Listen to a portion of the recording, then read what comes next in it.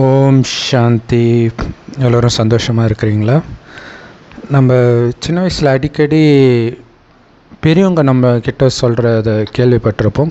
கூட பேசாத அப்படின்வாங்க. நம்ம அப்பா அம்மா கிட்ட பேசும்போதோ அல்லது வேறு யாரோ சொந்தக்காரங்க கிட்ட பேசும்போது கூட நம்ம எப்போ திரும்பி அவங்க சொல்கிறதுக்கு பதில் சொல்லுவோம், கூட பேசாதன்னுவாங்க. அது ஒரு சாதாரண விஷயம் மாதிரி தெரியும். ஆனால் நம்ம வாழ்க்கையில் வரக்கூடிய பல பிரச்சனைக்கு அதுதான் மூல காரணமாக இருக்கும். இன்றைக்கி நடக்கிற எல்லா டைவர்ஸுக்கும் கண்ணை மூடிட்டு சொல்லலாம் இதுதான் காரணமாக இருக்கும் அப்படின்னு. அதாவது கள்ளத்தொடர்பை தவிர்த்து. ஸோ அது வேறு காரணம். பட் அதை தவிர ஒரு காரணம் இருக்குதுன்னா கூட பேசுகிறது தான். இப்போ பெரியவங்க கோபப்பட்டு குழந்தைங்கக்கிட்ட ஏதாவது ஒன்று சொல்கிறாங்க அப்படின்னும் போது அந்த குழந்தை நான் ஒன்றும் அப்படி பண்ணலை அப்படின்னு சொல்லும் பொழுது அவங்களுக்கு ஆல்ரெடி அவங்க கோபத்தில் இருக்கிறாங்க இல்லையா? அந்த கோபத்தை தணிக்கிறதுக்கு பதிலாக நாம் கோபத்தை ஏற்றுறோம். சரி, நம்ம பேசுகிற டோன் அவங்களுக்கு கோபத்தை தூண்டுது, அது ஓகே, அது பெரும்பான்மையான இடத்துல. ஆனால் சில சமயம் நீங்கள் அமைதியாகவே சொன்னாலும் அவங்களுக்கு கோபம் வரும். இது உங்களுக்கு ஆச்சரியமாக இருக்கும். ஒரு டைமுக்கு அப்புறம் அவங்க கோபப்பட உங்களை அறியாமல் நீங்கள் கோபப்பட்டாலும் ஆச்சரியப்படுறதுக்கு இல்லை. அதனால்தான் நம்ம எல்லோருமே குழந்தையாக இருக்கும்போது தான் புத்திசாலித்தனமாக இருந்திருக்கிறோம். அப்போ நம்ம கூடவே பேச மாட்டோமே. அதாவது அப்பா அம்மா கிட்ட பேசியிருப்போம், பட் டீச்சருங்கிட்ட ஏன்டா லேட்டு கம்முன்னு இருப்போம். ஏன் ஹோம்ஒர்க் செய்யலை கம்முன்னு இருப்போம். உண்மையில் அது மாதிரி ஒரு ஸ்மார்ட்டான ரெஸ்பான்ஸ் உலகத்திலேயே கிடையாது. ஸோ ஆக்சுவலாக நடிகர் விஜய் கூட ஏதோ ஒரு ஃபங்க்ஷனில் சொன்னார் இல்லையா, நம்மளை பற்றி தப்பாக பேசுகிறவங்கக்கிட்ட நீ உம்முன்னு இருந்துட்டனாலே அவங்களே கத்தி அடங்கிடுவாங்க அப்படின்னு சொல்லுவார். ஸோ அது கொஞ்சம் நெகட்டிவாக இருக்குது. பட் பாசிட்டிவாகவே கடவுள் என்ன சொல்லுவார் அப்படின்னா, குறிப்பாக குடும்ப சண்டை, கணவன் மனைவிக்கு இடையில் சண்டை வருது, யார் கூட சண்டை வந்தாலுமே இதே தான் சொல்யூஷன். அது என்ன அப்படின்னா, ஒருத்தவங்க பயங்கரமாக கத்துறாங்கன்னும் போது இன்னொருத்தர் நீங்கள் அமைதியாக இருங்க. அதுதான் சொல்யூஷனே. சிலர் வெளில போயிடுவாங்க. பட் வெளில போனால் கூட ஒரு சிலருக்கு இன்னும் கோபம் வரும். நான் சொல்லிகிட்டே இருக்கிறேன், நீ பாட்டுக்கு வெளில போயிட்டே இருக்கிற அப்படின்ட்டு. ஸோ அந்த நேரம் சிரிக்கக்கூடாது, அமைதியாக இருக்கணும். அதற்கு சக்தி தான் இறைவனை நினைக்கிறது. இறைவனை செம்பொன் நிறமான ஒளி உலகத்தில் நட்சத்திரம் மாதிரி நினைவு செஞ்சு, நாமளும் அழியக்கூடிய உடம்பு கிடையாது, ஆத்மா பூர்வமத்தில் நட்சத்திரம் மாதிரி இருக்கிறோம். நம்மக்கிட்ட கோபப்படுறவங்களும் ஆத்மா தான் இல்லையா? அவங்க பூர்வமத்தியில் இருக்கிறாங்க. அவங்க எதனுடைய வசமாக இருப்பாங்க அல்லது பலகீனமாக இருக்கலாம். அப்போ அவங்களுக்கு பலத்தை நிரப்பக்கூடிய சேவை நம்ம பண்ணணும். இது சூக்ஷ்மமாக பண்ணுறது. மனதினால அந்த ஆத்மா அமைதியாகணும். இன்னும் ஒருபடி மேலே போய் ஒட்டுமொத்த உலகத்துக்குமே அமைதியை நான் பரவ செய்கிறேன்னும் போது பக்கத்தில் இருக்கிறவங்களுக்கு தானாகவே அந்த அமைதி சக்தி போய் கொஞ்சம் கொஞ்சமாக அமைதியாவாங்க. இன்னொரு விஷயம், நீங்கள் பேசலை இல்லையா? ஸோ பேசாதனால இதை கடவுள் என்ன சொல்கிறாருன்னா, 2 கை சேர்ந்து தட்டினா தான் சத்தம் வரும். ஒரு கை அமைதியாகவே இருந்துட்டா சத்தமே வராது இல்லையா? ஸோ அப்போ ஒருத்தங்க கத்தினா கூட நீங்கள் திருப்பி ரெஸ்பான்ஸ் பண்ணி இதனால் ஒரு ஃபைட் 5 மணி நேரம் நடக்குதுன்னா, நீங்கள் அமைதியாகவே இருந்து, நாம் இப்போ சொன்ன மாதிரி இறைவன் நினைவிலே இருந்து ஜஸ்ட் அவங்கள அமைதியாக சிரிக்கக்கூடாது. சிரித்தா நக்கல் பண்ணுறீங்க, அது ஒரு பிரச்சனை ஆகிடும் இல்லையா? அப்படியே நீங்கள் சாந்தமாக அவங்கள பார்த்துக்கிட்டு இருக்கிறீங்க, பூர்வமத்தியை பார்த்துக்கிட்டு இருக்கிறீங்கன்னும் போது நீங்கள் சொல்கிறத அவங்க அதாவது அவங்க சொல்கிறத நீங்கள் கேட்குறீங்கன்னு அவங்களுக்கு தெரியும். அதே நேரத்தில் உங்களுடைய அமைதி அப்படியே இருக்குதுன்னு தெரியும். இந்த அமைதி அவங்கள தாக்குதுன்றதும் அவங்களுக்கு தெரியும். எப்படி கோபம் இன்னொருத்தருக்குள்ளே இருக்கக்கூடிய கோபத்தை தூண்டுமோ, அதேமாதிரி அமைதியும் இன்னொருத்தருக்குள்ளே இருக்கக்கூடிய அமைதியை தூண்டும். ஏன்னா எல்லாருடைய உண்மையான குணம் அமைதி தான். அதனால தான் நம்ம ஓம் சாந்தின்னு சொல்லி ஆரம்பிக்கிறோம். ஓம்னா நான் ஆத்மா, சாந்தி என்னுடைய உண்மையான குணம். ஸோ அப்போ கடவுள் கொடுக்குற ஞானம் முரளின்னு சொல்லுவோம். எல்லா பிரம்மகுமாரிகள் ராஜயோக தியான நிலையத்திலும் முற்றிலும் இலவசமாக கிடைக்குது. யூடியூப் வெப்சைட்ஸில் இருக்குது. அதோடைய லிங்க் இந்த வீடியோக்கு டிஸ்கிரிப்ஷனில் கொடுக்குறோம். அவசியம் பார்த்து பயன்பெறுங்கள். அதில் உள்ள சில ஞான கருத்துக்களை அப்போ சிந்தனை பண்ணணும். தினமும் அந்த முரளியை கேட்கணும். அதோடைய சாரமே உங்களை ஆத்மான்னு ஒன்று சிவபரமாத்மாவை நினைக்கணும். அவர் செம்பன் நிறமான ஒளி உலகத்தில் நட்சத்திரமாக இருக்கார், நான் ஆத்மா பூர்வமத்தில் நட்சத்திரம் மாதிரி ஜொலிக்கிறேன். அல்லது உடம்பே இல்லை, வெறும் ஒளியாகவே நினச்சிட்டு இறைவனை நினைவு பண்ணிக்கிட்டே இருங்க. நினைக்க உங்களுக்கு நீங்கள் முதல்ல எந்த தப்பும் பண்ண மாட்டீங்க. அதாவது நம்மை அறியாமல் பேசுகிற சில வார்த்தைகள் மற்றவர்கள் மனதை காயப்படுத்தும். ஆனால் நீங்கள் இறைவன் நினைவிலே இருக்கும்போது தேவையில்லாமல் பேசவே மாட்டீங்க. இறைவன் நினைவு இல்லாத போது தான் உங்களை அறியாமல் பழக்க சுபாவத்தில் ஏதோ ஒன்று பேசுவீங்க. அது உங்கள் ஃப்ரெண்ட்ஸ் சர்க்கிளில் பிடிச்சிருக்கும், ஆனால் மற்றவர்கள் சர்க்கிளில் பிடிக்காது.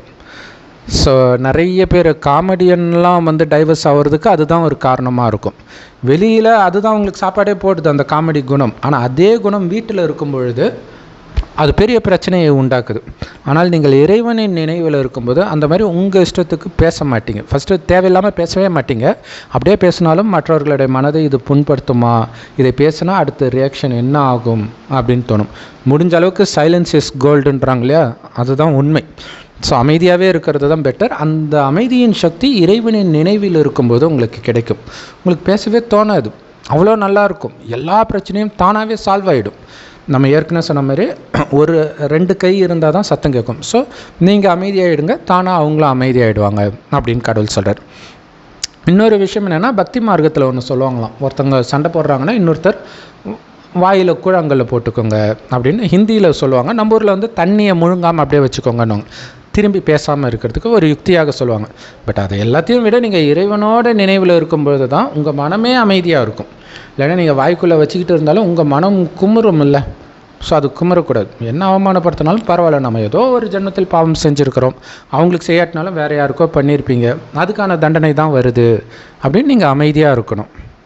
அடுத்தது முக்கியமான ஒரு ஞானம் கடவுள் சொல்வார். என்னென்னா, இது வந்து 5000 வருட காலச்சக்கரம். அதில் முதல் பாதி சொர்க்கம், அடுத்த பாதி நரகம். சொர்க்கத்தில் எந்த துக்கமும் இருக்காது. காரணம் ஆத்மான்ற உணர்வில் இருக்கிறனால தேவையில்லாமல் பேச மாட்டீங்க, அப்படின்னாலே எந்த சிக்கல்லையும் சிக்க மாட்டீங்க.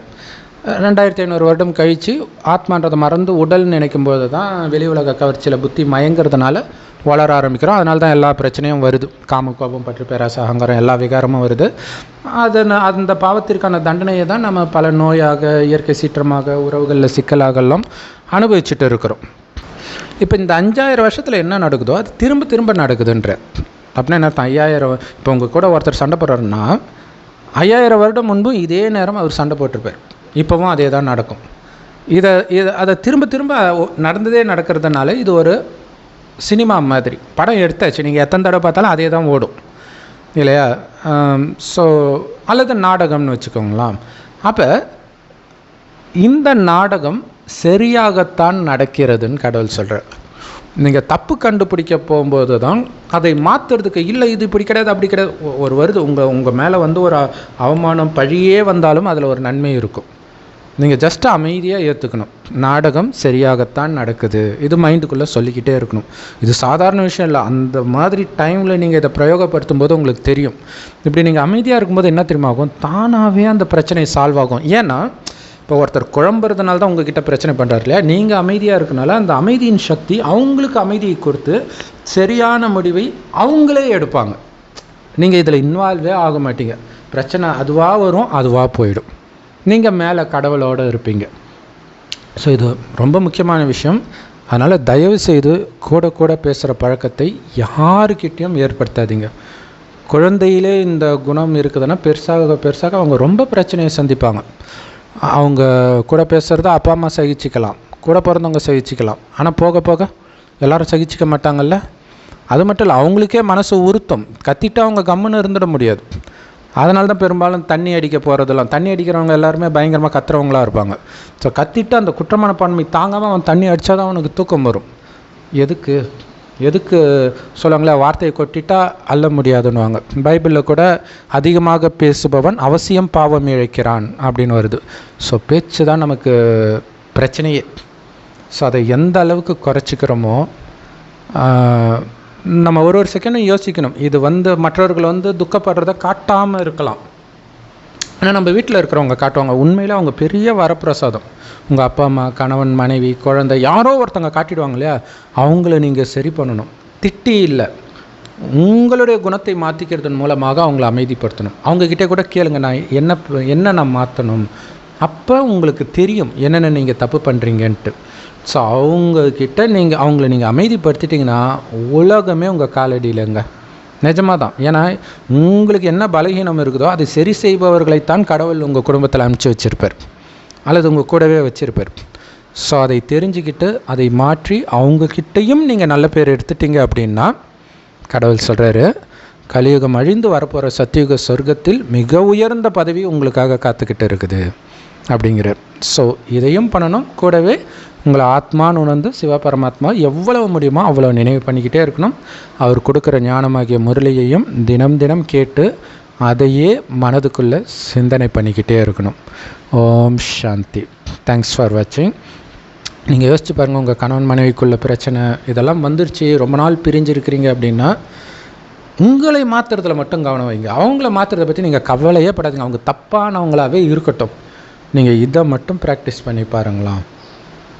தானாக கொஞ்சம் வலிக்கும், கொஞ்சம் இதாகும், கொஞ்சமாக சரியாகும். என்ன ஆனாலும் நான் வாயை திறக்கிறது இல்லை, நான் அமைதியாக தானே பேசணும். அது கூட அவங்களுக்கு டென்ஷன் ஆகுது, அதையுமே பேச வேண்டான்னு கடவுள் சொல்கிறார்.